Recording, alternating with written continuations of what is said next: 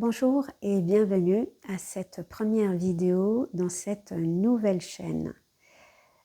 Cette vidéo inaugure donc cette chaîne parce qu'effectivement j'ai une autre chaîne qui s'appelle Samira Sophie Source qui aborde les thèmes de l'éveil, de la réalisation de soi, c'est-à-dire réaliser que nous sommes de nature divine, que nous ne sommes pas uniquement cette personne, ce corps, ses pensées et ses émotions, mais que nous sommes beaucoup plus vastes.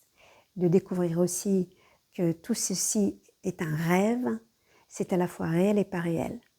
De découvrir en fait que le seul réel qui soit, c'est celui qui est antérieur à ce monde en réalité. Parce que ce monde n'est fait que de passage, tout est éphémère ici. Par contre, notre réalité, à nous, elle est permanente.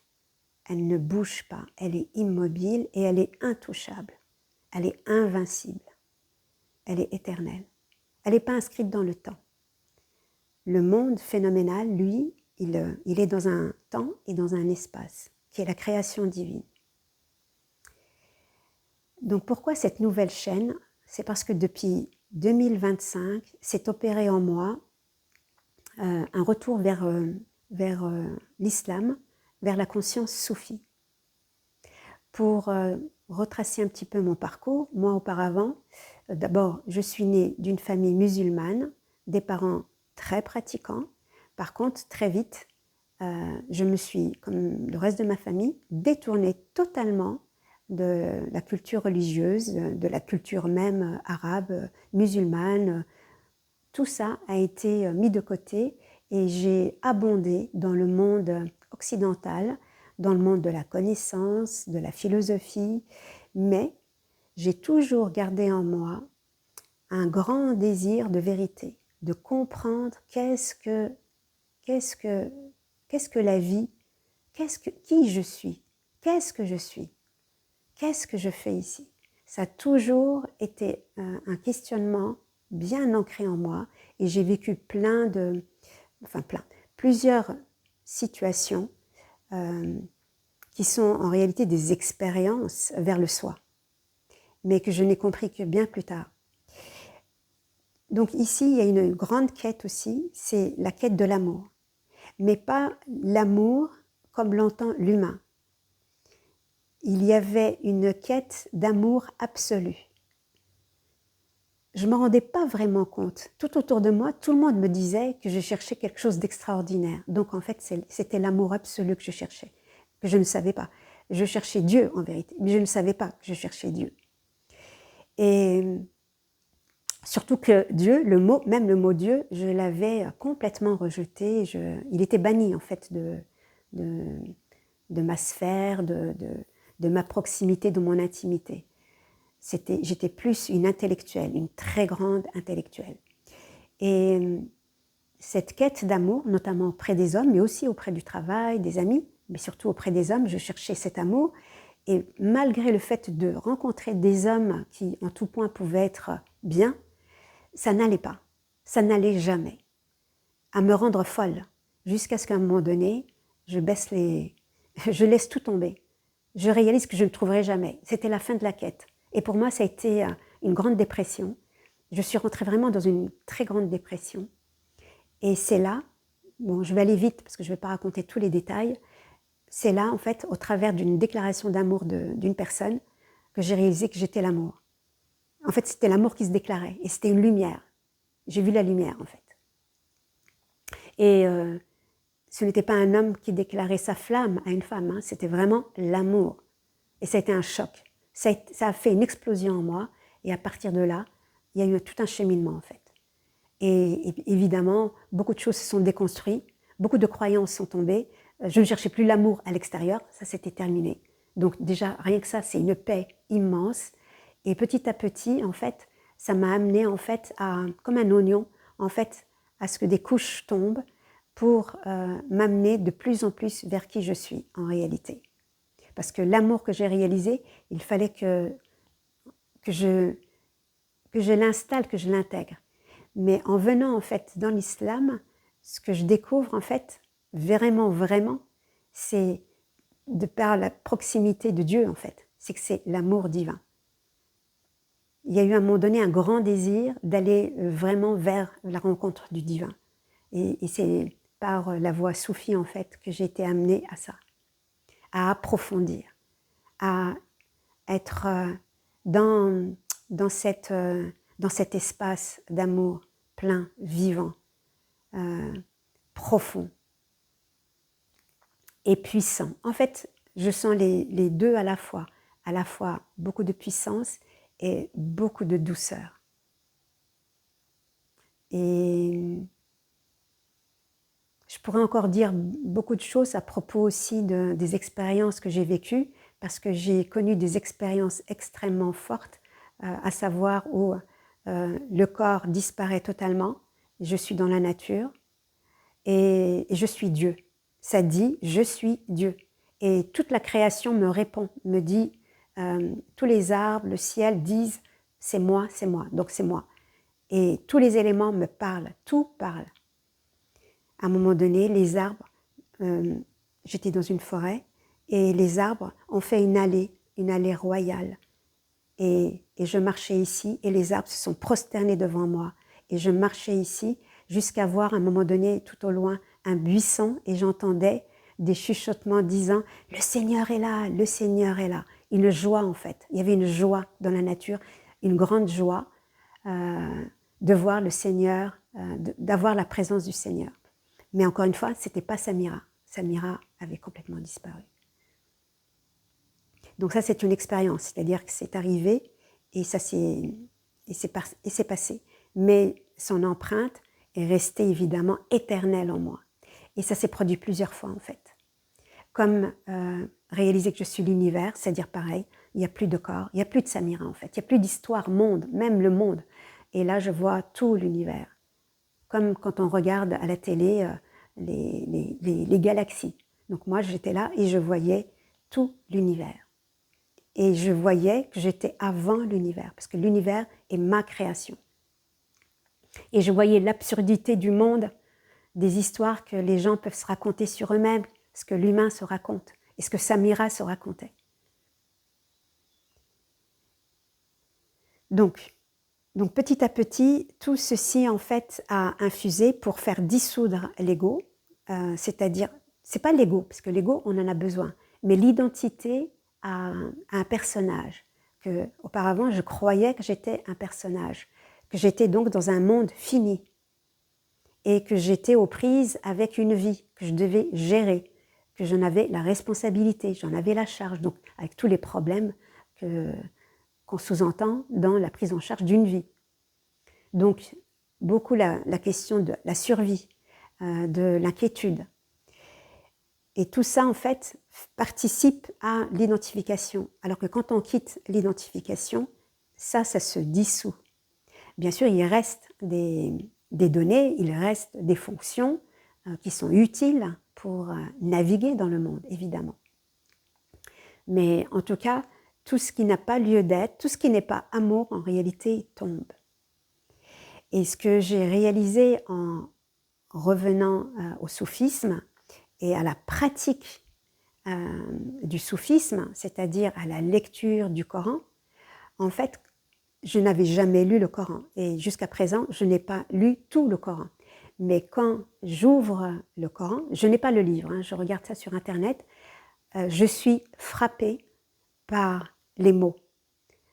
Pour moi, c'est pas juste une lecture, c'est vivant. Les paroles sont vivantes. En fait, c'est Dieu qui me parle. Je l'entends. Et en plus, ce que je trouve époustouflant, c'est la manière avec laquelle il parle.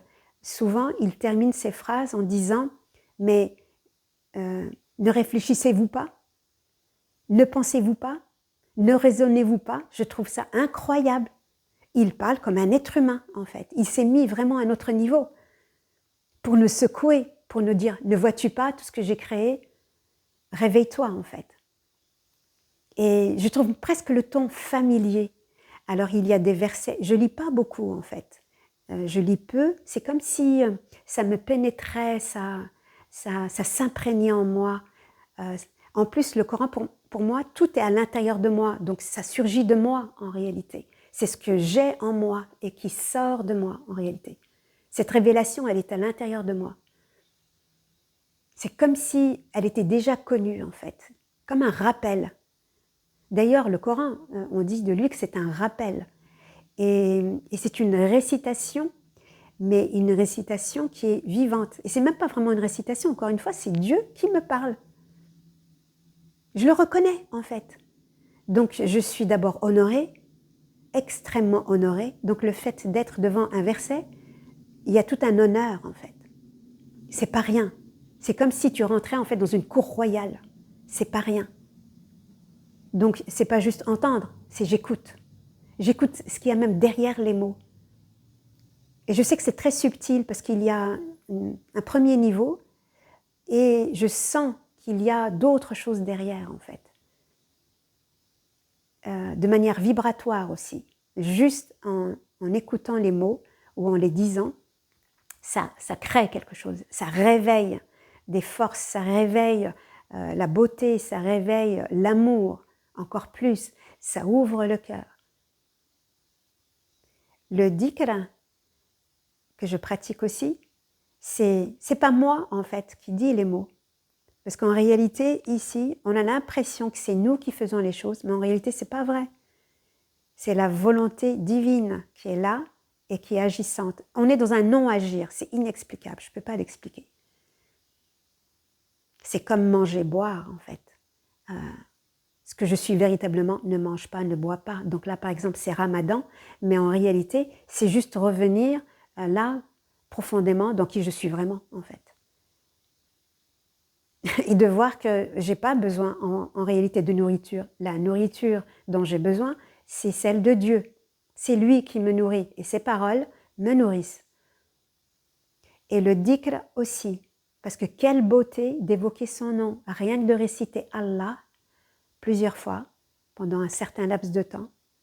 C'est extraordinaire parce qu'à un moment donné, en fait, moi j'entends des sourates qui sont à l'intérieur de moi. La nuit, quand je m'endors, je vois les sourates qui se récitent toutes seules à l'intérieur de moi, ou le nom de Allah qui se récite tout seul à l'intérieur de moi. Pareil pour le sommeil, si je me lève pour le Fajr, je me lève 1 heure avant, j'ai pas besoin de dormir, je dors 4h30 par nuit, j'ai absolument pas besoin de plus que ça, le corps a besoin de ce repos, mais moi j'ai besoin de rien en réalité. Donc même en dormant 4h30, 5h, en fait l'énergie elle ne vient absolument pas du corps. L'énergie vient de qui je suis vraiment, du vivant. Dieu c'est le vivant.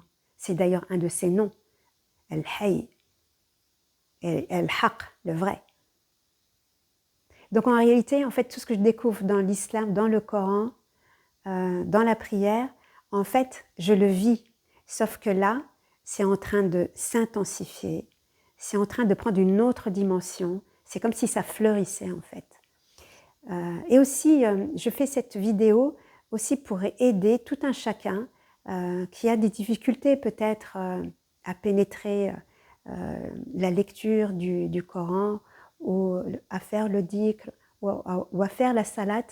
La salat, la prière, pour moi, ce sont des rendez-vous avec le bien-aimé. C'est pas rien, c'est énorme. C'est un moment incroyable, magique. Pareil, c'est un honneur en fait. Il y a quelque chose de l'ordre de l'honneur en fait, comme si on rentrait chez un roi en fait. Et ce que je vis en fait, c'est que la prière, c'est lui qui fait la prière en fait. C'est lui qui évoque son nom en réalité, puisqu'il n'y a que lui. Si on reste dans La ilaha illallah, il n'y a que lui. Donc c'est lui, dans cette dimension en fait de son reflet humaine, qui parle, qui évoque, qui fait ses louanges. C'est lui qui fait sa louange. L'être humain, il pourrait jamais faire la louange de quelqu'un d'aussi grand. C'est impossible. C'est impossible. Ce serait écrasant pour lui. Il n'y a que Dieu qui peut se louer lui-même en réalité.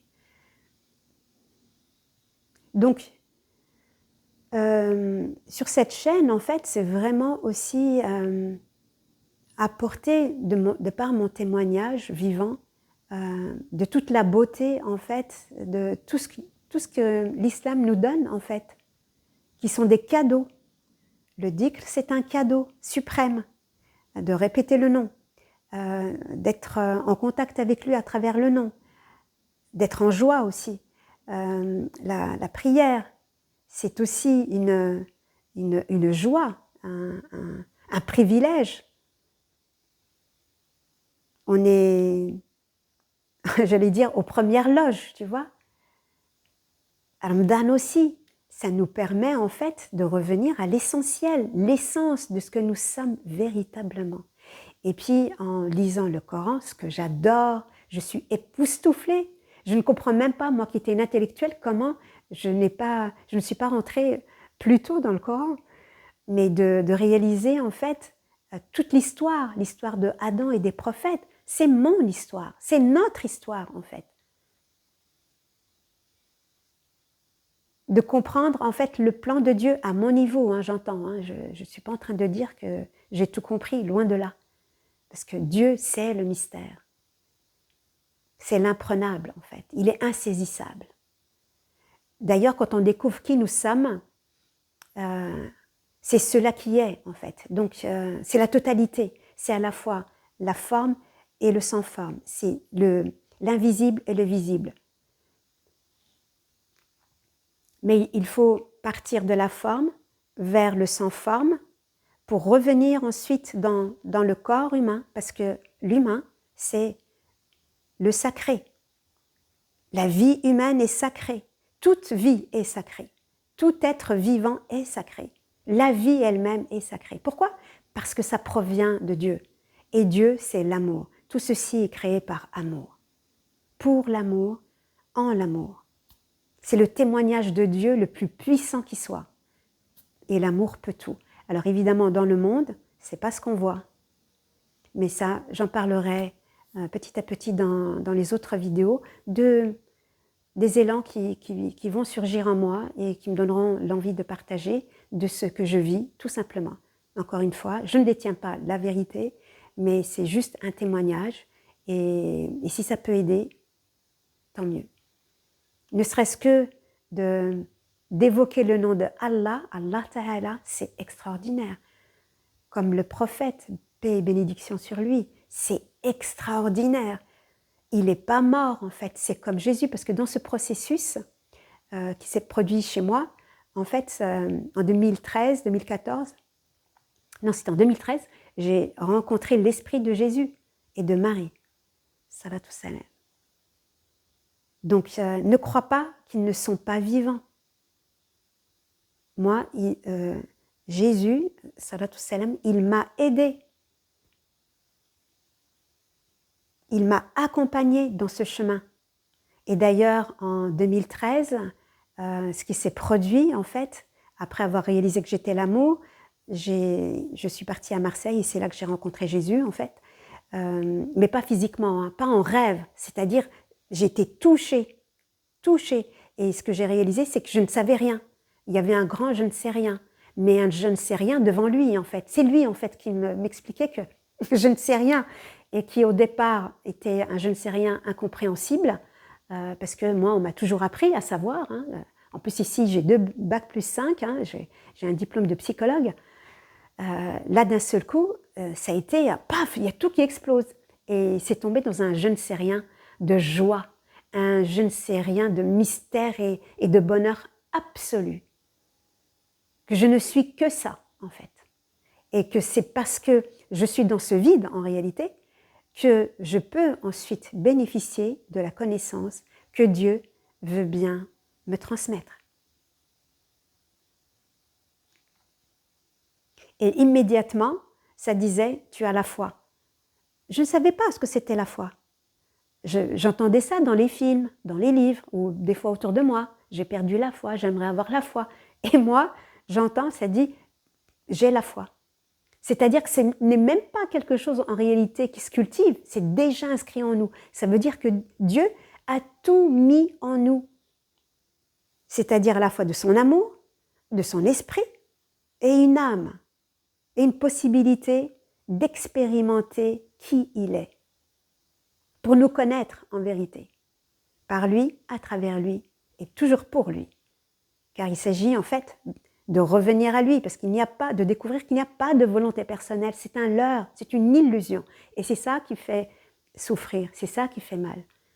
Parce qu'on n'accepte pas ce qui est. C'est sa volonté à lui, c'est d'être l'esclave de l'amour, comme dit Rumi. Car Dieu, c'est l'amour. Et accepter ce qui est, ça ne veut pas dire ne plus rien faire. En réalité, il y a un faire, c'est-à-dire d'aller voir ce qui se passe à l'intérieur de nous. D'aller maîtriser, d'aller d'abord observer, et puis petit à petit, se connaître, c'est la connaissance de soi. Connais-toi toi-même et tu connaîtras ton Seigneur. Donc c'est se connaître pour ensuite venir maîtriser tout ce qui part dans tous les sens à l'intérieur de nous. C'est le fameux Iblis, en fait, qui est à l'intérieur. Pour revenir à l'endroit. Le cœur, en fait, il a deux côtés. D'ailleurs, on dit qalb, il se renverse pour qu'il se mette au bon endroit et pour que l'âme soit apaisée, qu'elle ne soit pas instigatrice de mal. Qu'elle se relève, en fait, pour qu'elle revienne à l'origine. Parce qu'à l'origine, l'être humain a été conçu comme Adam, pur,